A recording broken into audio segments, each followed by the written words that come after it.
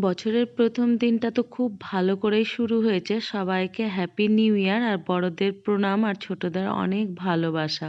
আশা করি সবাই ভালো আছো। দুপুরবেলা এখন ও চলে এসেছে স্নান করবে, তাই গিজারের সুইচটা দিয়ে দিলাম আর আমি একটু গ্রিন টি বানিয়ে নিলাম। আর ও আমাকে চেয়ার থেকে তুলে দিয়ে নিজেই বসে পড়লো, তাই আমি রোদ্রে দাঁড়িয়ে দাঁড়িয়েই গ্রিন টিটা খেলাম।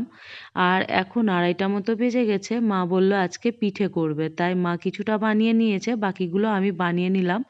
মা আরো অন্য সব কাজ করতে লাগলো। এখানে তিলের পিঠে, নারকেলের পিঠে আর ক্ষীরের পিঠে হচ্ছে। তিল নারকেলের পিঠে এক জায়গাতে আর ক্ষীরের পিঠাটা আলাদা করে করা হলো। 4টা 4:30 মতো বাজে এখন। আমার রুটি করাও হয়ে গেছে। আর এইদিকে আছে 2 রকমের পিঠে।